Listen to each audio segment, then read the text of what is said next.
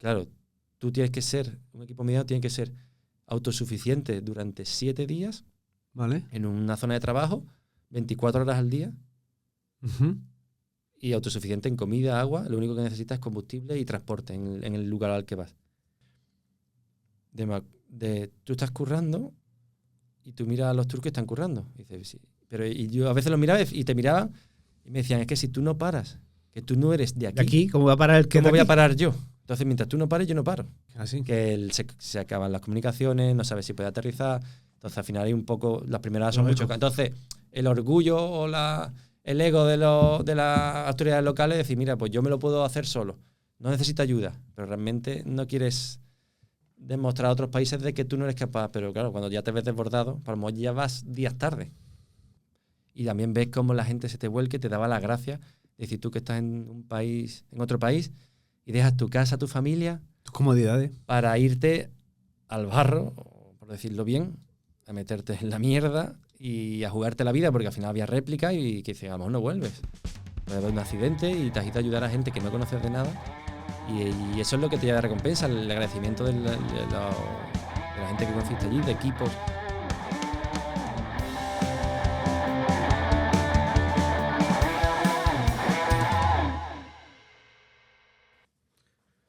Estamos grabando, ¿eh? Sí. Sí. ¿Qué es el Hirecan, Quillo? Hirecan es el Grupo Internacional de Rescate en Catástrofes Naturales. Esas son las siglas. Así, a bote pronto. No, pero está bien, es un nombre bastante interesante. Es Hirecan y dice, ¿qué es eso? ¿Desde cuándo estáis trabajando? Justo ahora, a final del año pasado, se cumplieron 15 años de que se creó el grupo. Pasa que el grupo en principio eran muy poquitos, diría que 1 o 2, que fue nuestro jefe o presidente o nuestro responsable, que tuvo esa idea del guía canino. Vale. Él es bombero en Huesca y él tiene perros de siempre, tiene perros especializados en avalanchas, porque trabaja en la zona de Benasque. Vale. Y después ya tenía también perros especializados en terremotos. Entonces él empezó como una unidad canina, realmente, este grupo. Y era una unidad canina que en el 2011 hizo un convenio de colaboración con el ERICAM, que se parece mucho, que es el grupo de rescate en terremotos y catástrofes de la Comunidad de Madrid, de los bomberos de la Comunidad de Madrid. Entonces ellos no tenían unidad canina y el ERICAM hizo un convenio con varias unidades caninas y una fue Hirecan. Entonces empezaron como una unidad canina del ERICAM. Vale. Que es uno de los grupos clasificados que hay en España. ¿A qué te refieres con clasificado? Claro, en tema de terremotos hay diferentes equipos y entonces Naciones Unidas, creo después del terremoto que creo que fue, no sé si fue en Argelia, finales de los 80, principios de los 90, de que veía que había mucho descontrol en el tema de rescate en terremotos en países que sufrían una catástrofe.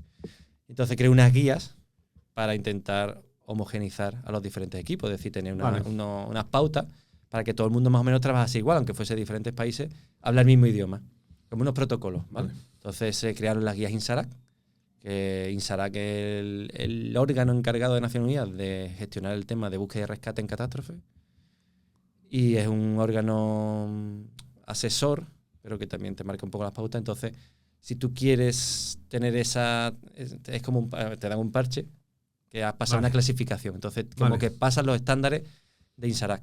Entonces, tienes que hacer un examen y si lo pasas, te dan durante X años, no sé si son 3, 4 años, esa clasificación. Entonces, quiere decir que estás capacitado para cumplir esos estándares mínimos de equipos que puedes movilizar, de técnicas que tienes, de personal que puedes movilizar en menos de 24 horas y desplazarte a cualquier punto del globo terráqueo, de cualquier país.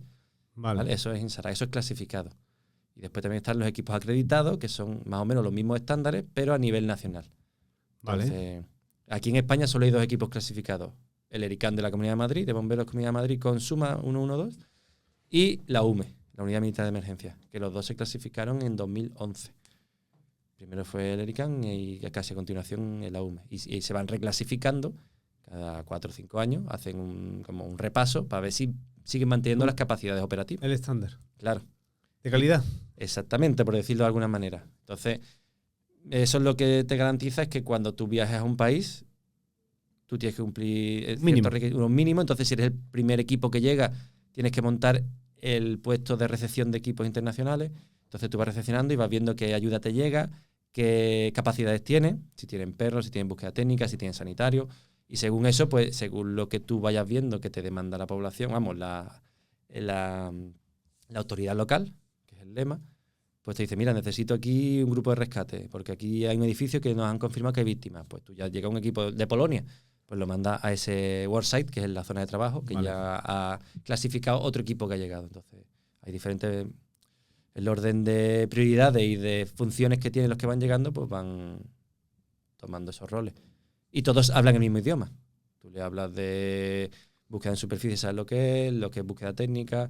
Pues hay como 5 niveles que se llaman ASR, que es el tema de primera búsqueda. O sea, entonces hay ASR1, que es primero ver todas las zonas de la catástrofe y ver cuáles son los puntos, digamos, negros donde hace falta más ayuda. El ASR2 es ya en esos puntos, pues va un equipo o varios equipos y van seleccionando zonas de trabajo, de posible trabajo. Pues dice, mira, pues aquí ha sido durante la noche, como pasó en Turquía. Ajá. Y entonces pues aquí hay zonas residenciales que todo el mundo estaba durmiendo, pues aquí nos han confirmado que hay víctimas o gente que no ha aparecido. Pues entonces son zonas de trabajo que mandas al puesto de mando para decirle, mira, aquí hace falta que vengan equipos. Después está ya el ASR3, que es empezar la búsqueda, que es búsqueda liviana, o sea, con herramientas de mano, herramientas pequeñas, no con mucha capacidad. El ASR4 ya es con maquinaria, o sea, con equipos más pesados. Y ya el ASR5 entra con maquinaria pesada para limpieza, ya que se supone que ya no hay víctimas vivas y hay que quitar escombros y ya entra con maquinaria pesada. Esos son los 5 niveles que hay. Entonces, según la etapa en la que tú llegues, pues está en un ASR o otro. Entonces, claro, según los equipos van llegando, vamos, empiezas con un ASR3 y empiezas a hacer un pequeño rescate y después te dicen, vete a esta zona, hacerme un ASR2, porque me dicen que puede haber muchas víctimas aquí para ver qué hay y qué hace falta y te voy mandando más equipos. Pero que no... Es un mundo, sí. Me parecía más amateur, ¿sabes? No. Más en plan grupo de colegas. Entonces, Hirecan empezó como unidad canina del Lirican y se clasificaron junto al Lirican, siendo una unidad canina. Pasa que ya lo que hemos hecho es un poco independizarnos del Lirican, ya se acabó ese convenio, ya vamos un poco por libre. Vale. Y dentro de esos equipos clasificados hay 3 niveles. Hay equipos ligeros, equipos medianos, que son la UME y el Lirican, y equipos pesados. Y nosotros ahora mismo somos un equipo ligero, pero ni estamos clasificados ni acreditados, pero bueno, cumplimos los estándares de INSARAC porque desde hace 4 años empezaron a clasificar equipos ligeros, porque han visto que son más operativos en catástrofes, son más móviles. Por la ¿Movilidad? Claro, porque al final un equipo, eso lo vio mi jefe cuando se movilizó con el Lirican en Haití y en Ecuador, 2010 y 2012, por ahí. Veía que al final un equipo mediano son unos 40, 50 miembros. Claro, un equipo mediano tiene que ser autosuficiente durante 7 días en una zona de trabajo, 24 horas al día, y autosuficiente en comida, agua. Lo único que necesitas es combustible y transporte en el lugar al que vas. Eso es es de las cosas que te exige INSARAC, ¿vale? Para clasificarte como equipo mediano. Entonces al final tienes que mover a 50 personas, pues necesitas varios vehículos. Llevas mucha logística de material, llevas todo tu equipo, llevas comida, agua, entonces al final todo eso hay que moverlo. Entonces se empezó a barajar a equipos ligeros que son entre 15 y 20 personas, que es algo más manejable. Nosotros, por ejemplo, a Turquía fuimos 15 y llevamos 2 toneladas de material. 2 toneladas de material. Y siendo un equipo ligero. Entonces nosotros lo que nos dieron en Turquía fue un autobús urbano, es lo que había, para meter a los 15 compañeros y a los 2 perros que llevamos, y un camión de carga para meter los contenedores, los flyscapes que tenemos, con diferente material, tanto de herramientas de trabajo, como pueden ser martillos percutores, taladros, motodiscos, motosierras, puntales. Igualmente, todo el material de campamento, porque nosotros llevamos nuestro propio campamento para alojar a 24 personas, tiendas de campaña, tienda comedor, baños portátiles, químicos, y después 2 contenedores con comida y agua. Para decir, y el equipo ligero tiene que ser autosuficiente 5 días, 12 horas. Entonces, claro, tienen menos capacidad, pero claro, te mueven más rápido. Y ya el equipo pesado son 10 días, 24 horas, en 2 lugares de trabajo diferentes. Por eso son unas 70 personas. ¿Quiénes son equipos pesados? Pues el ejército americano, los chinos, Francia, Alemania. O sea, y suelen ser militares porque, claro, tienen capacidad de movilizar aviones Hércules de carga con sus propios vehículos. Entonces ellos ya van con sus propios vehículos y van con todo. Entonces se movilizan. Pero claro, necesita una logística brutal y al final normalmente son militares. Y también, ¿y se les retrasa la llegada de ellos? Depende de la capacidad de movilización que tengan. Claro, al final tú te movilizas cuando la autoridad local reclama ayuda internacional. Eso es un dilema, ¿eh? Es decir, Que es difícil. ¿por qué se critica que se llega tan tarde, tío? Y no digo que lleguéis, ¿eh? Porque ¿Por qué siempre dicen la ayuda no llega o se ven compañeros en los aeropuertos esperando? Porque al final depende de la capacidad de reacción de la autoridad local, que muchas veces la autoridad local son políticos que no tienen ni idea de emergencia Ya. y les cuesta. Después también es difícil que si, no, por ejemplo, en Turquía se movilizó desde el minuto 1 porque vio que la magnitud era brutal, ha sido el terremoto más grande que había en los últimos 100 años. Y compañeros que hay otros terremotos que no han visto nada así. La extensión, para que os hagáis una idea, era como Andalucía y Murcia juntos. Vale. Entonces esa extensión es inabarcable. Ya puedes tener los servicios de emergencias que tengas locales que no tienes capacidad. Entonces desde el minuto 1 Turquía pidió ayuda. Desde el minuto 1 Turkish Airlines, que es una compañía aérea muy grande, puso a disposición de todos los países sus aviones. Yeah. Y en todos los aviones comerciales viajaban equipos de rescate. Nosotros no pagamos los billetes. O sea, Turkish Airlines nos metió las 2 toneladas gratis, nos metió a los 15, nos metió a los perros dentro de cabina y dice, ahí vais donde haga falta. Y o sea, entonces se movilizaron muy rápido porque además es un país que está acostumbrado a terremotos y al final la solidaridad sale en esas catástrofes, tanto a nivel de vecinos y gente que te encuentras en la calle, como en este caso fueron aerolíneas. Es decir, yo fleto aviones y si tengo 300 plazas, pues 100 plazas las guardo para equipos de rescate. Iba metiendo gente y mandando aviones. Los que tengan sus propios aviones, como la UME o otros ejércitos, iban con sus propios, que fueron los primeros en llegar. Pero claro, ¿qué pasaba? Que también el aeropuerto más cercano en ese momento no estaba operativo. Tenían que volar a Estambul. Estambul estaba entre 15 y 20 horas por carretera. Al final todo eso retrasa. Al final eso es parte de la emergencia. ¿Así? Que se acaban las comunicaciones, no sabes si puede aterrizar. Entonces al final hay un poco, las primeras son mucho. Entonces el orgullo o el ego de las autoridades locales es decir, mira, pues yo me lo puedo hacer solo. No necesito ayuda, pero realmente no quieres demostrar a otros países de que tú no eres capaz. Pero claro, cuando ya te ves desbordado, a lo mejor ya vas días tarde. Es verdad. Entonces ese es el problema, que a veces... Entonces tú realmente no te puedes movilizar hasta que te solicite y te autorice la autoridad local. Vale. Y hay gente que se moviliza sin autorización, pero eso no es lo ideal, porque puede generar un problema.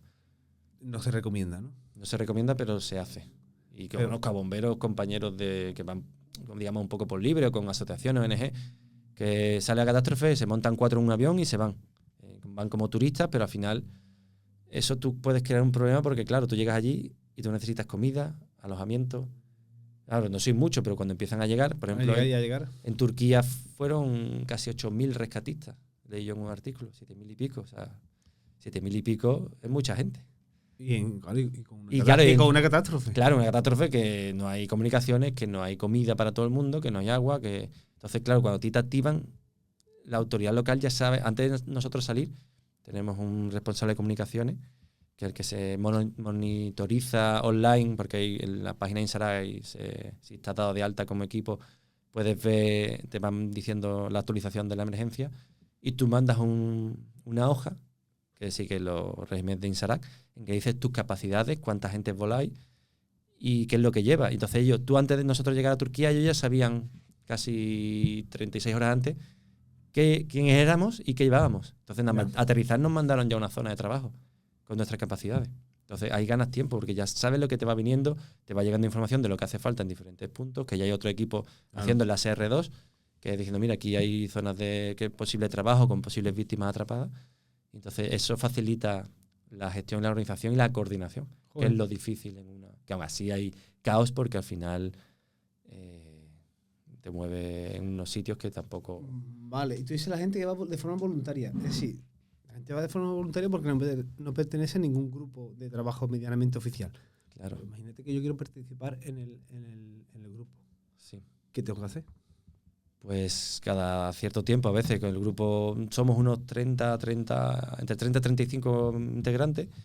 El 80% somos bomberos de diferentes puntos de España, de Cádiz, Madrid, Barcelona, Huesca, como nuestro compañero, Alicante, Guadalajara. Y entonces, cada cierto tiempo, pues salen a veces plazas, porque hay algunos que esto al final es como un hobby, aunque tiene que ver con nuestra profesión.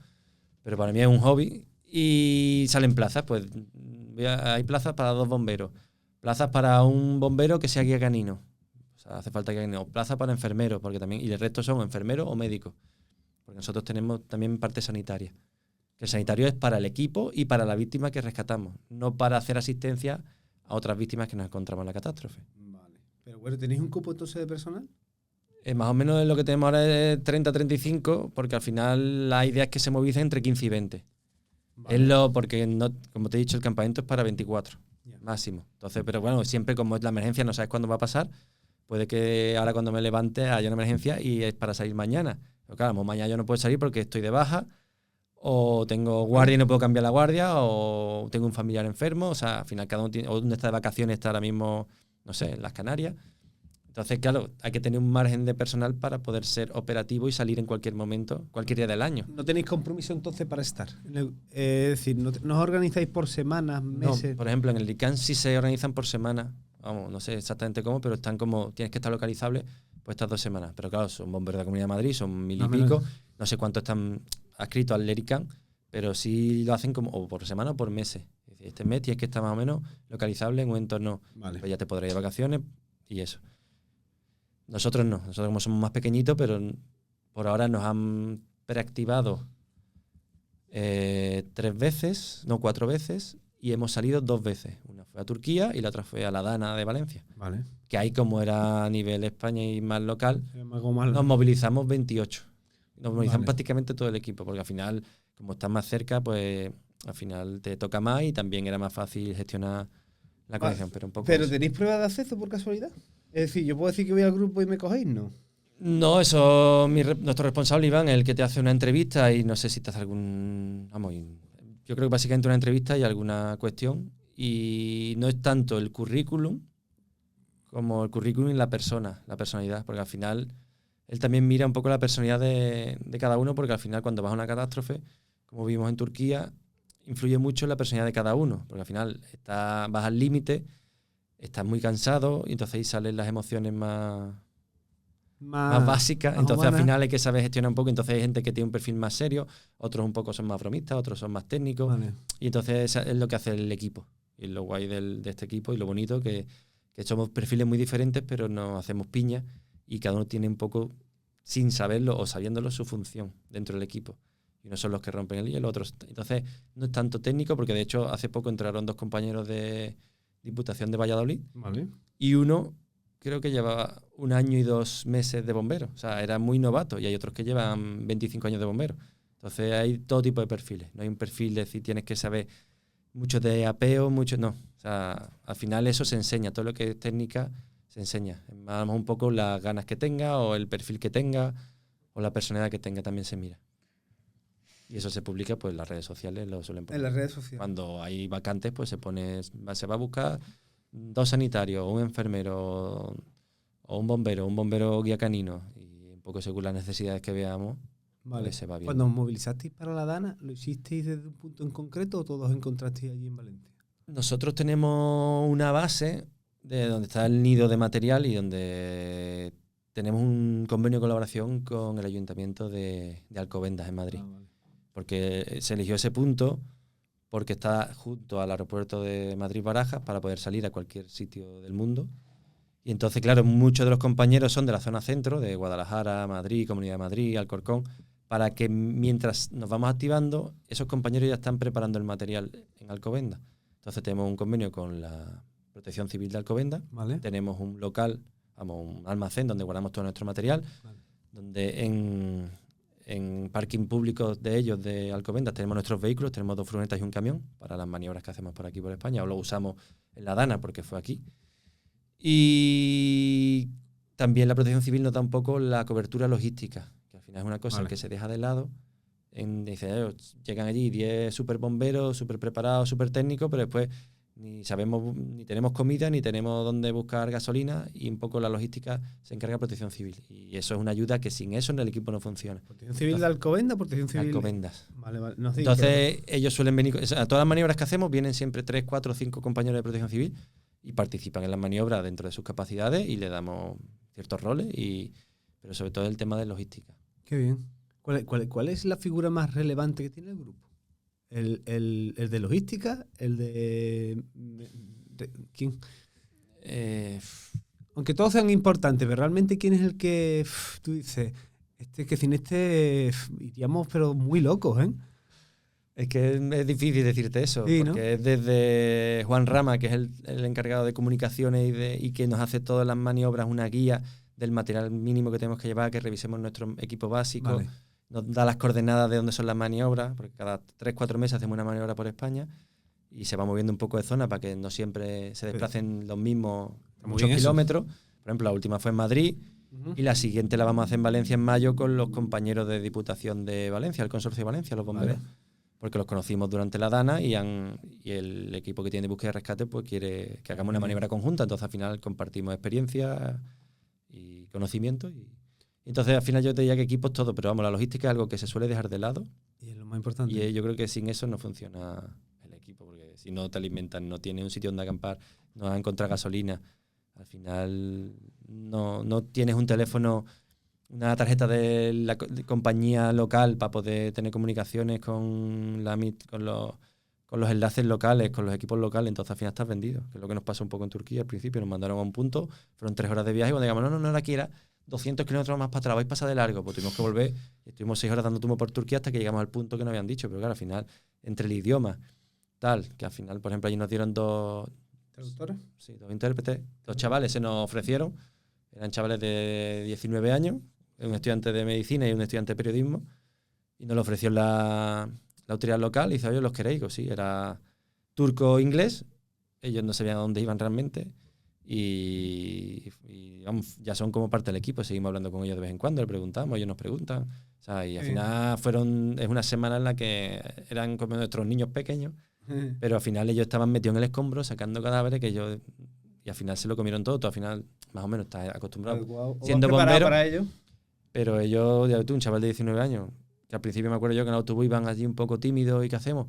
Y a las 2 horas estaban bajándose al autobús, parando coches, parando a un policía, oye, tenemos que ir a no sé dónde, con dos teléfonos llamando y o sea, espabilaron que o sea, una soltura brutal y si no hubiese sido por ello, allí no hacemos nada.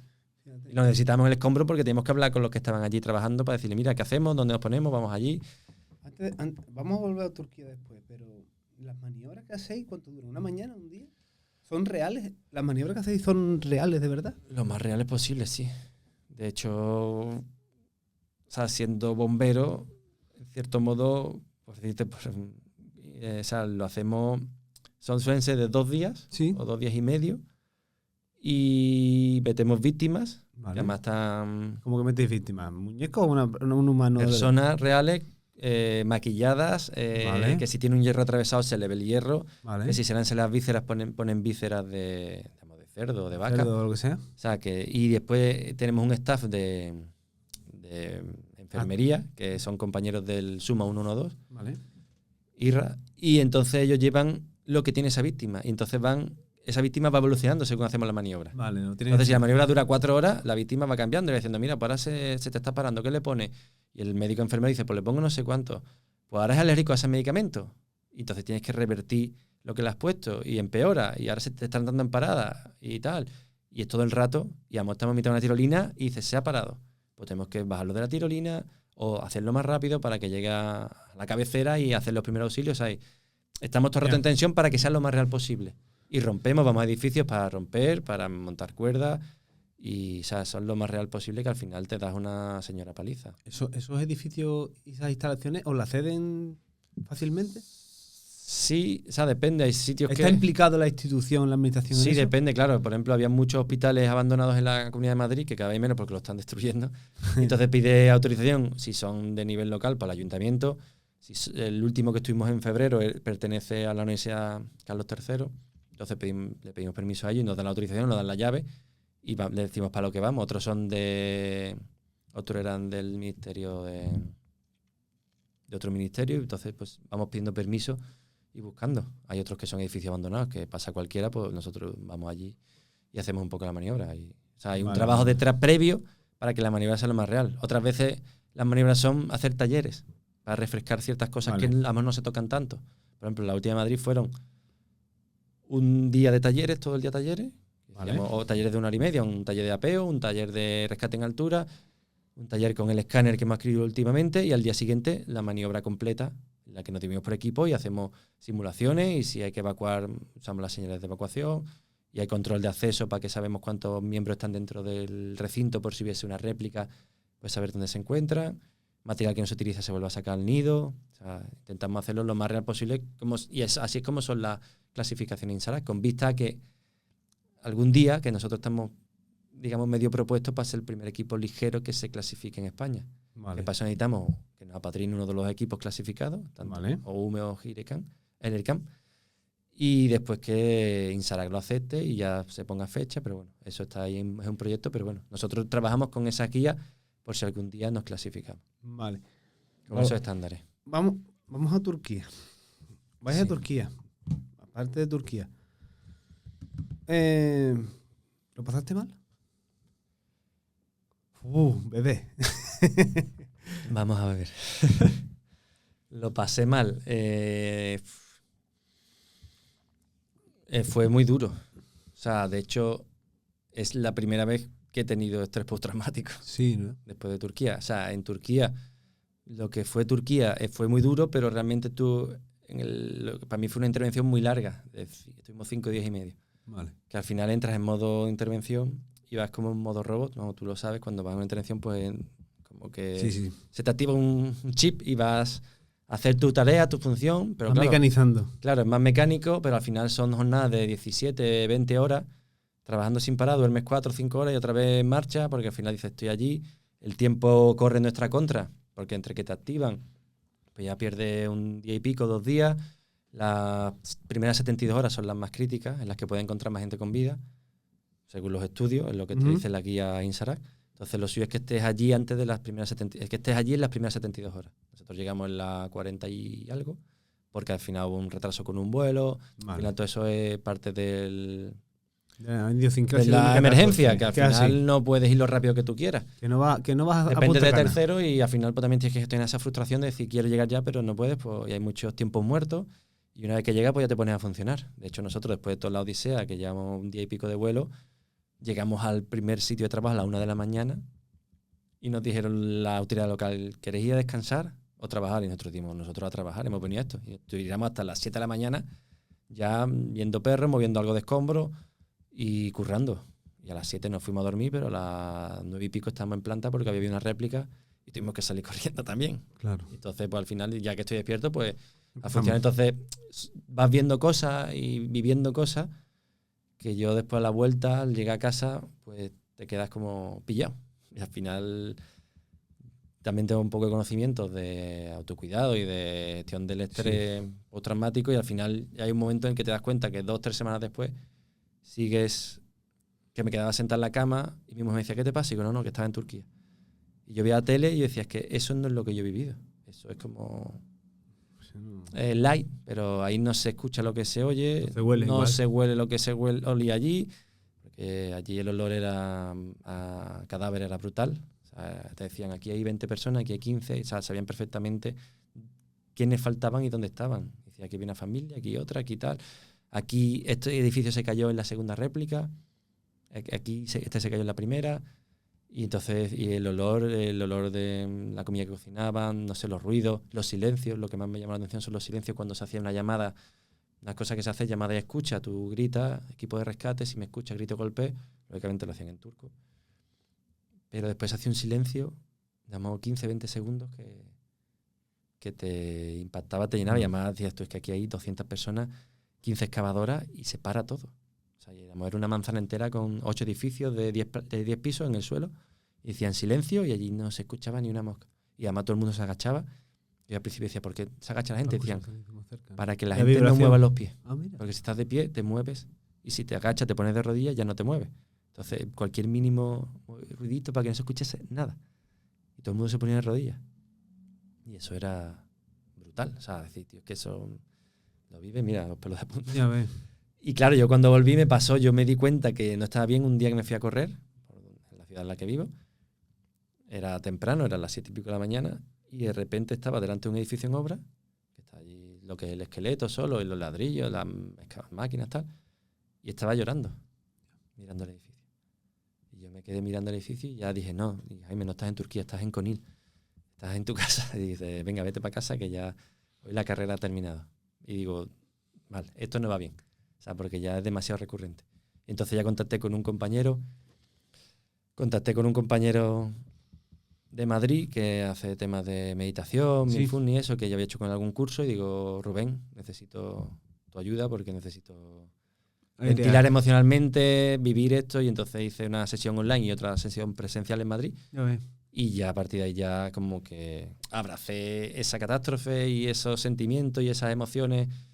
Lo reviví con él, además él me podía entender porque yo le podía hablar de fallecidos, de cosas que vi, que no podía hablar, por ejemplo, con mi familia. Porque claro, él es bombero y ha visto Ya. ese tipo de cosas, el nivel de empatía no es igual. Claro, no te puedes desahogar igual. Porque tu mujer o tu familia te puede decir, y cuéntame, y ya te puedo contar, pero edulcorado y de puntillas, pero no te puedo contar que es que saqué a tal o... Entonces tú un bombero sí a ti te lo podría contar. Entonces, claro, ya asimilé y ya, pues, o sea, eso queda para mí, eso es una experiencia que te llevas de por vida, pero ya la tengo como mi compañera, pero no me afecta ya al día a día, que soñaba casi todas las noches. Y ¿Te ha hecho mejor bombero esa experiencia? bueno, no sé si mejor bombero, al final yo creo que no solo bombero, sino persona, al final ves... Porque como persona ya eres bueno. Vamos a partir de ahí. Gracias, pero no sé, yo siempre se mejora. Pero al final, cuando tocas el dolor o las catástrofes, dices que soy muy afortunado. Y también ves cómo la gente se te vuelque, te daba las gracias.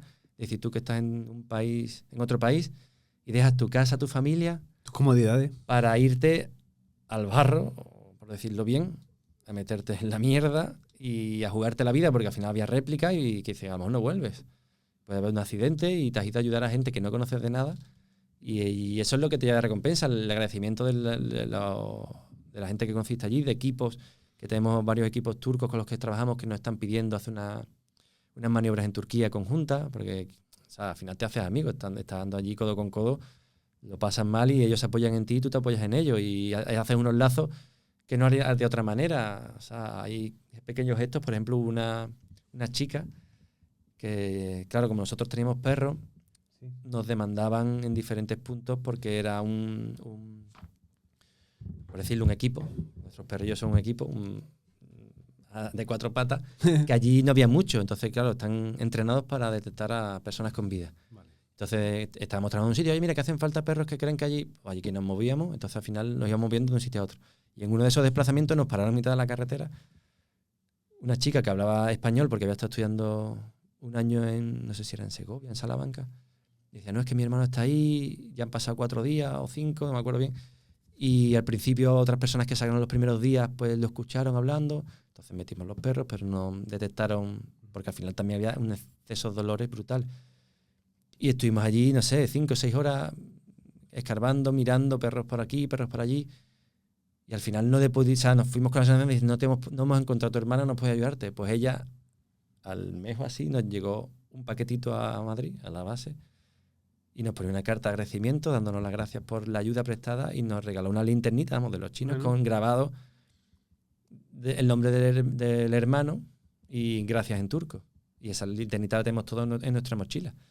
Y son pequeños detalles de, tío, o sea, has hecho lo que has podido, pero la gente se vuelca y te lo agradece y eso es lo que te lleva realmente. Y decir, no sé si te hace mejor persona, pero te hace ver la vida de otra manera. Es decir, hay cosas por las que preocuparte de verdad y chorradas que nos preocupamos a diario, que decir, mira, es que esto tiene arreglo y lo que tienen ellos es un marrón de meses, años, como por ejemplo la gente de la Dana que sigue ahí. O sea, es que hay cosas que se arreglan en nada y hay otras que son realmente un drama. Es decir, que has perdido a familiares, toda tu vida, tu casa, y ahora qué haces. Gente que no quería vivir en ese sitio, que dice, es que yo no quiero vivir aquí porque es que sé que va a haber más terremotos. Pero dice, ¿a dónde te vas? ¿Dónde haces tu vida? O se ha muerto toda mi familia, me he quedado yo solo. Y eso es la verdad que te hace ver la vida de otra manera. ¿Vais con psicólogos al sitio de eso? No, en nuestro equipo no tenemos psicólogos. O sea, tenemos sanitarios, pero psicólogos no. Vale. Sí, es verdad que algunos tenemos, como yo, algún conocimiento, algo más, pero... Y en el campo de trabajo, donde tenéis las bases y demás, ¿hay alguien que se encarga de que el interviniente... No, eso... No, ¿Algún eso día, ya cada supongo, uno? ¿No? Puede ser, pero en un equipo así, no sé yo si lo veremos. poquito más superficial.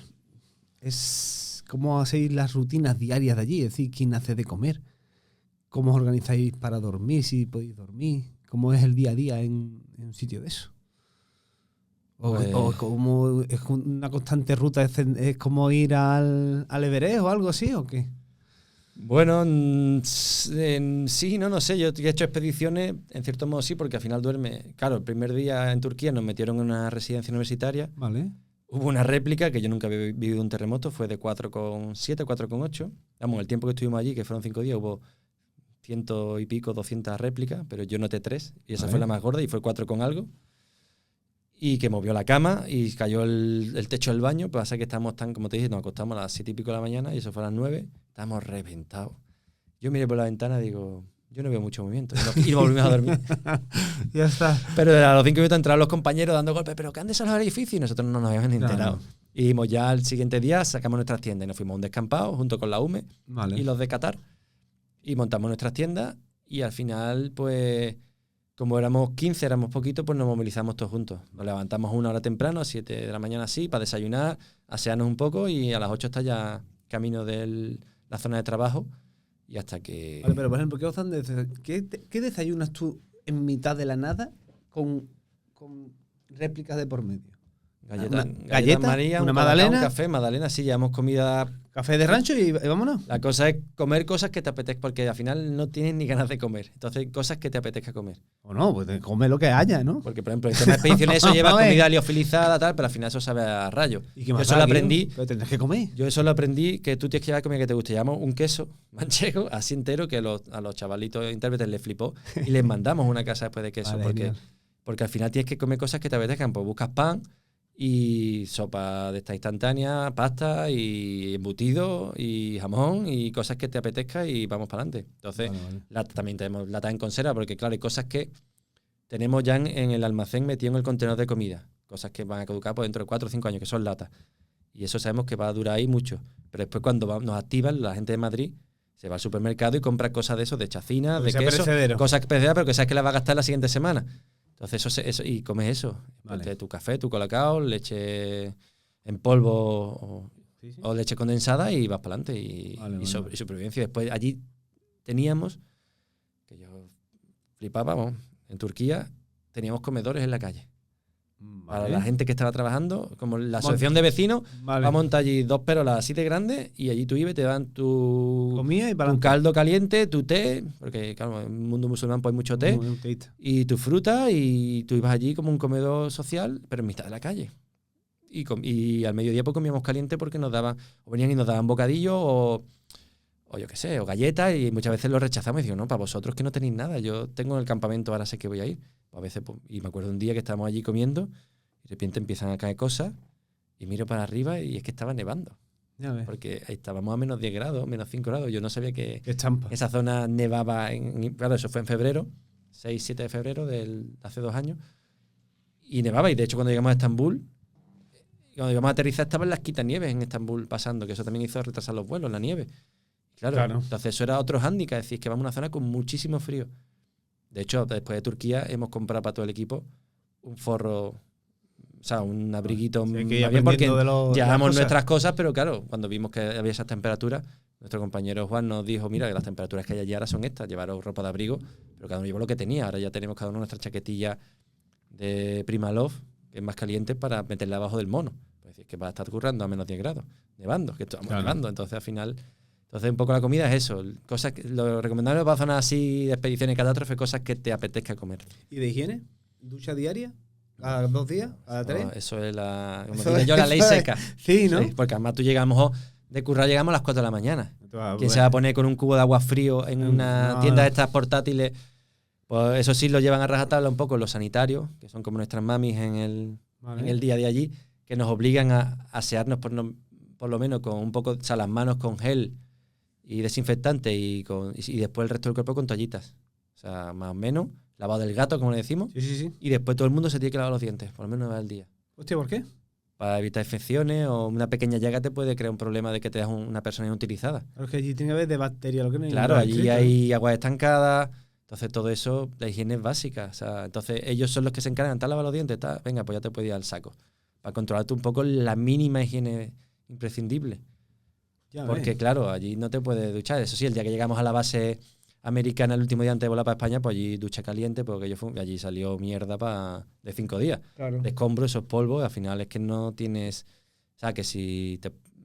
Es que, claro, hacía mucho frío. Pero tú te llevas ropa de muda y todo, ¿no?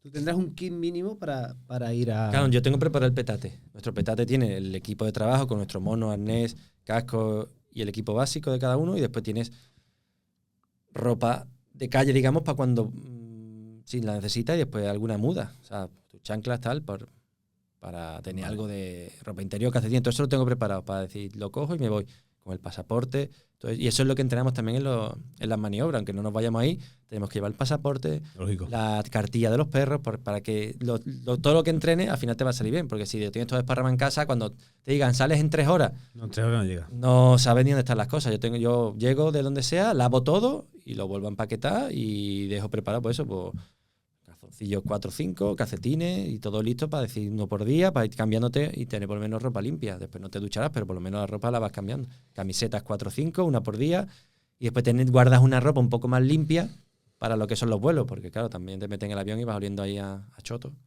Y no es lo suyo, te tienes que hacer un poco y tener una ropa que no esté llena de escombros ni de restos biológicos. Entonces separas un poco. De hecho, en el campamento tenemos zona limpia y zona sucia, como en los parques de bomberos.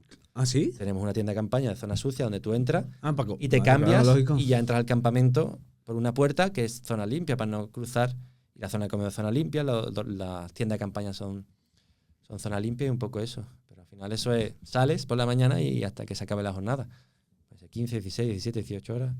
Hasta que ya ves que hay que parar porque al final lo que se va a producir es un accidente porque la gente está ya reventada. Vale. Y... Oye, antes has dicho lo del idioma. ¿Inglés? Inglés y ayer inglés-turco. De hecho, ¿Inglés turco? Es decir, todavía más complicado. claro, el chaval hablaba inglés y turco y nosotros pues habíamos 2 o 3 compañeros que hablaban más o menos inglés y con eso pues nos defendimos. Después llegaba a un sitio y no hablaban ni papá de inglés, pues ellos eran nuestros enlaces. Vale. Que si consigue alguien que hable castellano, pues mejor que mejor. Pero por ejemplo, la UME sí tenía una chica que hablaba castellano y turco, pero nosotros no tuvimos esa suerte, pero bueno, nos defendimos y lo hicimos lo mejor posible y... Oye, ¿y hay un ranking de equipos que sean, independientemente de su capacidad de gestión, que sean buenos, que tú digas, hostia, estos tíos son buenos? Digas, hostia, tienen fama de... Yo no sabría decirte. ¿No? Yo creo que para nosotros, para los chicos que somos, un poco Lo hacéis muy bien. abuelo, creo que tenemos un nivel bastante... Vamos, no porque lo llamamos nosotros, sino porque nos lo han dicho otros equipos con los que hemos trabajado, como por ejemplo la UME, Irecan, después de Turquía, la verdad que vieron cómo funcionábamos y nos felicitaron por la labor que hicimos y cómo habíamos llevado todo a rajatabla según poniendo cada día, subiendo a la base de datos de INSARAC los avances donde habíamos estado, lo que hemos trabajado, los cuerpos que hemos recuperado, tal, y decías que lo habéis hecho, dice hasta incluso que mejor que nosotros, que ya ves tú, la UME tiene una logística brutal, pero que nos felicitaron, porque para los pequeños que somos y siendo muy poquitos, o sea, al final, según nosotros, como dice mi jefe, intentamos buscar la excelencia, después siempre hay cosas que mejorar, como por ejemplo, pues nos faltó eso en Turquía, lo del abrigo, pues ya tenemos abrigo de la Dana, también hemos aprendido cosas que hemos fallado, porque al final son situaciones nuevas que no te has planteado, porque al final nosotros somos equipo de rescate, sobre todo en terremotos, y la Dana eran inundaciones. Yeah. También fue más tema de agua, pero cosas que dices, aquí había un fallo, que podíamos haber patinado Yeah. mucho y bueno, esto no puede volver a pasar.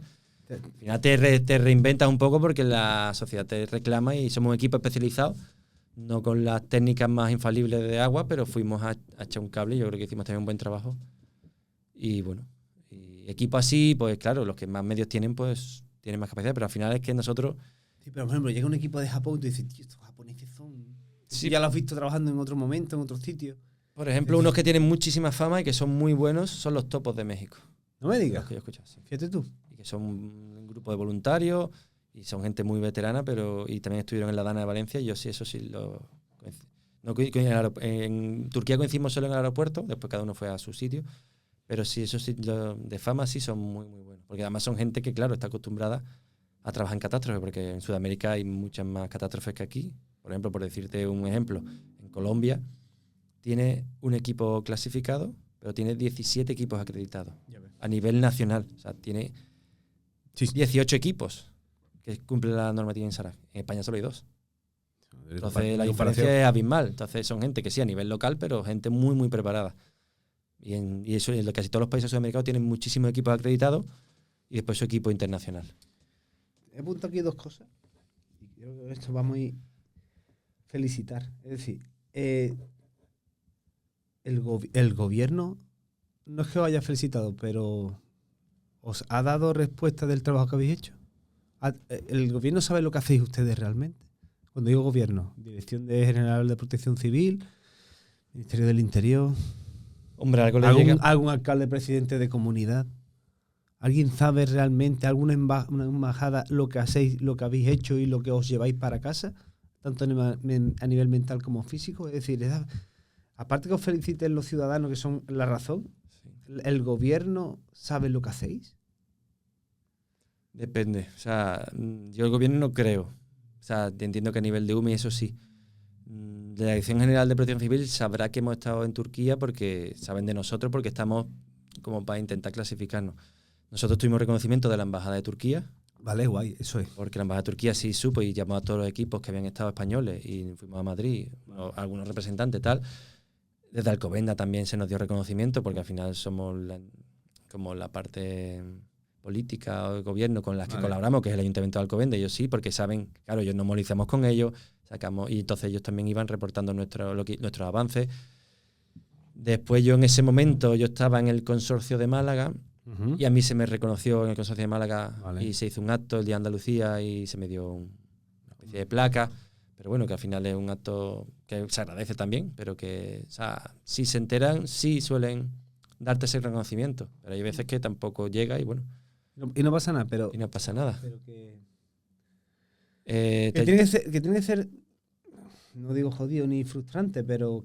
No, pero estáis trabajando para a nivel mundial, para las personas, para los humanos, por decirlo de una manera, y la persona que los representa ni siquiera sepa que estáis en un sitio o que estás haciendo algo. Sí, pero bueno, al final nosotros nos pasaba eso un poco, pero ya es verdad que de Turquía ya se nos ha hecho más visible porque hemos salido en muchos medios, al final tienes más seguidores, como digo yo, en las redes sociales, al final te siguen más. Pero bueno, al final es una pena que por una catástrofe así, pero... Y eso es porque al final has hecho también bien tu trabajo. Pero que al final a mí que me hagan un show igual. Político a mí me da un poco igual. Yo me quedo con... No necesito ningún diploma ni una acreditación. Yo más... No están mal, ¿eh? Pero sí, no sí, es cosa que nos hagan falta. De hecho, cuando me hicieron el de Málaga, mi familia, pues me agradeció compartir ese momento con mis hijos y con mi mujer. Pero no es lo que yo busco. Yo me quedo con la satisfacción de haber hecho mi trabajo, haber aportado mi granito de arena, que al final en una inmensidad tan grande, una catástrofe tan grande como Valencia o Turquía es nada, pero dice, bueno, yo he ayudado a X familia. Y al final muchos te daban las gracias, porque eso lo vimos en Turquía y en Valencia también, de tú estás currando y tú miras a los turcos que están currando. Y dices, sí. Pero y yo a veces los miraba y te miraban y me decían, es que si tú no paras, que tú no eres de aquí. ¿De aquí? ¿Cómo va a parar el que ¿Cómo voy a parar yo? Entonces, mientras tú no pares, yo no paro. Y nosotros cavamos, pues yo sigo cavando. Y hubo un momento que el último día que estuvimos en Turquía, que ya nos dijo nuestro jefe, dice, ya cuando paréis, replegamos. Y ya mañana empezamos el repliegue para España, porque ya llevamos aquí 5 días y nadie quería parar. Y eran las 4 de la mañana y tú veías una foto de esa zona, del vídeo, y había como 60, 70 personas en ese worksite, en esa zona de trabajo. Y cuando paramos a las 4 de la mañana seríamos 30, la mitad. Y 15 éramos nosotros y otros 15 eran turcos y decían, es que si tú no paras, yo no paro. Porque esta es mi gente y esta no es tu gente y tú estás aquí partiéndote el lomo. Y dices, pues... Tú me estás dando alas para que yo siga currando y siga cavando y cavando y ganando centímetros porque tengo que llegar y tengo que sacarlo. Claro. Con vida o sin vida, pero tengo que sacar a mi gente. Entonces tú al final eras como aunque no hiciesen mucho, eras como una bomba de oxígeno para ellos, de ánimo, de esperanza.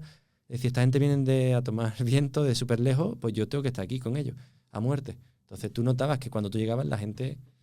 se venía arriba, te abrazaban, te daban las gracias, y era simplemente por decir gracias por estar aquí, y le dabas como un chute de motivación. Que a lo mejor estaba un poco de bajón y decía, estamos aquí perdidos abandonados, y de repente llega un equipo. Pues no estamos, si estos han llegado es porque saben que estamos aquí. Pues decía, pues no estamos solos. Ese tema de humanizar y de apoyo, aunque sea psicológico, era brutal. Y en Valencia también pasaba. La gente te agradecía por eso. Decía, es que pensamos que estamos abandonados por las administraciones, pero al final la comunicación no llega. Claro. Y al final es tal caos que organizar eso no es fácil. ¿Cuánto tiempo tardas en recuperarte físicamente de una Pues Yo de Turquía tardé eso, 2 semanas, me quedé 2 semanas sin hacer deporte, cansado, comiendo, desnutrido. durmiendo mucho más de lo normal, porque al final son muchísimos días de activación que tú no te das cuenta hasta que te pega el bajón. Y ya dices, he petado. Claro. Pero yo sí. O sea, así, yo creo que en un par de semanas por lo menos, hasta que vuelva a coger tu ritmo mínimo. Y después cada uno su cuerpo, cómo lo asimile y tal, pero Turquía fue muy, muy heavy. Es que ve dónde has llegado, tío. Es que no, me acuerdo el día que te conocí, cojones. En el Parque de Arco. No, el Parque de Arco no, el Parque Jerez. Yo tengo un recuerdo más anterior. Fuiste con Alberto y me preguntaste por la Sierra Steel, ¿vale? Y que Depositor. Claro, estabas depositor y me preguntaste por la Sierra y Alberto me llama y dice, por el espérate, que 2010. te la explique este. Y me acuerdo de eso, tío, pero que yo hay que ver, ¿eh? Bueno, yo una cosa que tenía siempre de cuando depositaba bomberos, digo, yo cuando entré bombero querría estar en un grupo que vaya a terremotos, no sé, me llamaba la atención. Entonces cuando tuve la oportunidad, eché los papeles, me cogieron, eso fue ya 8 años hace ya, final de 2016. Uh-huh. Y cuando entré en el equipo, y llevo ya 8 años y no sabía si algún día nos activarían y al final ya llevamos 2 activaciones. Y bueno, y es como un hobby, pero es una cosa que me llena y... De hobby tiene poco, ¿eh? Sí, es un hobby, porque al final lo pagamos de nuestro bolsillo. Tiene poco. Hobby tiene el pádel, macho, porque lo vuestro no es hobby. Sí, es hobby. Te gusta el tema bombero, te gusta ayudar y usas tu tiempo libre y tiempo de tu familia para dedicarlo a mejorar profesionalmente, porque al final todo esto te repercute en mi trabajo, pero es tiempo libre que yo dedico en vez de irme a escalar o a estar con mi familia, pues a estar 3 días de maniobra en Valencia, en Madrid. Es que lo tuyo no es... Pica piedra, porque al final vamos a picar piedra. Lo que hacen ustedes no es amateur, ¿eh? Sí, al final somos profesionales porque somos todos bomberos profesionales o médicos o enfermeros, pero vamos en nuestro tiempo libre, que muchos servicios no te dan esos días libres. ¿Es cierto? Como me puede pasar seguramente ahora en el servicio que estoy. Que me costará, en Málaga te daban los días libres del tirón. Tú llamabas, oye, que me voy a activar. Pum. Las guardias que tengas ahora, de hecho yo, cuando me activé para Turquía, que estaba en Málaga, yo, como tuve 12 horas, pues cambié 2 guardias que tenía. Vale. En los días que la semana siguiente, como sabemos que nos activamos, entre que nos activan y volvemos una semana, pues yo cuando volví, me dijo el director técnico, Jaime, ¿que has cambiado 2 guardias? Y dice, sí, pues dime 2 guardias del calendario que te las quito para compensarte. Qué bien. Y me las dieron. Eso es lo que yo digo, que la administración esos son pequeños sepa detalles, que estás claro, haciendo algo. Y esos son pequeños detalles que eso sí se agradece, porque tú has cambiado tus días, tal, y en vez de decirte, no, pues ya las has cambiado, pues ahora te las haces, ¿no? Pues con compensación, has usado tu tiempo libre, tus vacaciones, pues te la compenso de alguna manera. No necesito dinero ni nada, pero decir, mira, pues vas a descansar 2 guardias. Y esos pequeños detalles sí se agradecen. Pues sí. Entonces, bueno, son cosas que hay. Y bueno, al final es eso. Pues... Es una pequeña es mi otra familia. Tengo una familia personal, una familia de mi trabajo de bombero y una familia que son los bomberos Hirikan, que desde Turquía. En verdad tienes... Tengo mucha familia. Es que tú te has buscado, vamos, yo no sé. De pluriempleado soy plurifamiliar. Claro, ¿cómo se dice eso? Tú te has buscado parques de acogida, tío. Sí. Tú has estado en Madrid, Consorcio de Málaga, en Cádiz, volviste a Cádiz, has vuelto a Cádiz, sí. Y ya está, ¿no? Son 4. ¿Me falta alguno? No, o sea, son 3 servicios. Lo que pasa es que en Cádiz he estado en 2 etapas. Estuve interino y ahora he vuelto ya como funcionario. Vale. Y después, bueno, esta otra familia que son bomberos de diferentes sitios, de Barcelona, como te he comentado, de Guadalajara. Sí. Y al final, pues, hace piña y quedas con amigos, pero quedas con amigos para entrenar y jugar. Pero bueno, jugar para después jugar un partido de verdad en una gran catástrofe. Y ahí estamos para lo que haga falta. Muchas gracias, Jaime. ¿Te ha pasado bien? Sí, ¿no? Sí, yo... Este hace más entretenido. Hemos tenido momentos difíciles, la gente no se da cuenta de... Sí, yo te he notado. Hombre, al final es lo que digo, nuestro trabajo no tiene cosas muy bonitas, como el agradecimiento de la gente y el cariño de la gente, pero después ves mucha miseria y mucho dolor. Mucha realidad. Y eso te lo lleva. Mucha realidad alejada del mundo. Y eso duele, pero bueno, tú te quedas con las cosas buenas y el que tú has aportado tu granito de arena. Y yo sí estoy muy a gusto, sí, ya ves. Estamos entre amigos y... No sé si habrá una tercera. No lo sé, claro. Estamos repitiendo, no sé si es malo, porque la primera fue mala y no ha tenido la aceptación necesaria. Y dice, mira, a ver si mejora. A ver. Es un tema totalmente diferente al que vino la otra vez. Pero bueno, son como mis 2 vertientes que tengo ahora, aparte de mis hobbies de deporte y demás. Pero el tema bombero, están las 2 relacionadas con bomberos, yo creo que son muy diferentes las 2 ramas, pero tienen La verdad cosas en que sí, común, ¿eh? como el tema del cuidado psicológico, pues al final lo que me lleva un poco y bueno, ahí estamos aprendiendo. Yo no tenía ni idea de perros y ahora veo a compañeros trabajando con perros, veo el trabajo que hacen, que es brutal. Y ahí estamos, que nos clasificamos alguna vez, pues a lo mejor sí que no, pues igual de bien. O sea, hacemos nuestro trabajo, la gente ya nos conoce. Si nos activa la autoridad local como Valencia tal, pues allí vamos. Bien. Pero vamos con garantías de que tenemos la autorización, de que tenemos un sitio donde quedarnos. Pues al final, si vas un poco a, como se dice, turismo de catástrofe, que es mucha gente que va a darse una vuelta, a hacerse fotos, a poner una mano en la camilla, no, yo ayuda a sacar a no sé quién. Tú acabas de pasar por ahí, has visto una camilla, te has arrimado, te has hecho una foto, y dices, no, ayuda a sacar a 4 personas. ¿Eso realmente se hace, tío? Sí, se hace. Y es muy triste, pero cada vez hay menos. Pero eso ya es muy claro. ¿Qué pasa? Que hay muchos países que si no estás certificado por INSARAC o clasificado, no te aceptan que llegues. A no ser que tengas, hay un como nosotros, mental, un perfil claro, de equipo. Y entonces nosotros, claro, ya llevamos con una carta de presentación con nuestras intervenciones, con nuestro entrenamiento, con nuestra web, que colgamos todo. Pues mira, estos somos nosotros. Y dicen, pues estos son serios. Y tenemos esto, entonces te aceptan. Por ejemplo, uno, de los momentos más, no te lo he contado, pero te lo digo, más brutales que vivimos en Turquía. Nosotros sacamos muchísimos cadáveres, pero no conseguíamos sacar a nadie con vida. Y la OME sacaba y el Ericán sacaba en la otra zona que estaban ellos, porque nos llegaba la noticia y decía, tío, y los perros allí locos, y al final los perros también se estresaban. Entonces también tienes que hacerle un entrenamiento por la mañana de juego para que nos encuentren a nosotros, para que ellos se motiven, porque si no ellos también entran en frustración y después ya no buscan. Dicen, que no encuentro mi objetivo, pues yo me vengo abajo. Y el penúltimo día los perros medio marcaron un sitio, no quedaba muy claro. Mi jefe me decía, Jaime, eso no marcas. Y digo, yo, entrando con ellos, algo han marcado. Y los guías me decían, Jaime, aquí hay algo.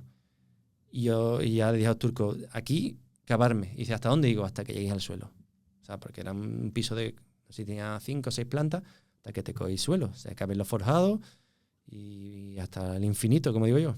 Y nos pusimos en 2 sitios, a cavar. Después ya nos tuvimos que mover porque hubo un poco de mal ambiente, por una mala comunicación entre un equipo de mineros y nosotros, y hubo un poco de tensión. Y mira, vuestro sitio, nosotros si molestamos, podemos ayudar en otro sitio. Y nos fuimos.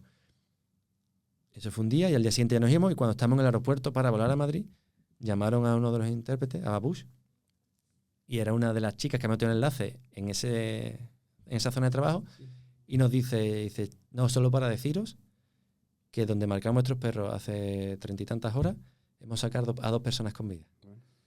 Una de 60 y tantas y otra de 40 y tantas. Después de 6 días. Y dice, la hemos sacado nosotros, pero es gracias a vosotros y a vuestros perros. Entonces al final te vas con esa satisfacción de decir, mira, por lo menos hemos ayudado a sacar 2 personas con vida. Y nos dio ahí un subidón que nos fuimos para casa como diciendo, mira, hemos aportado, no lo hemos sacado in situ, no necesitamos esa foto.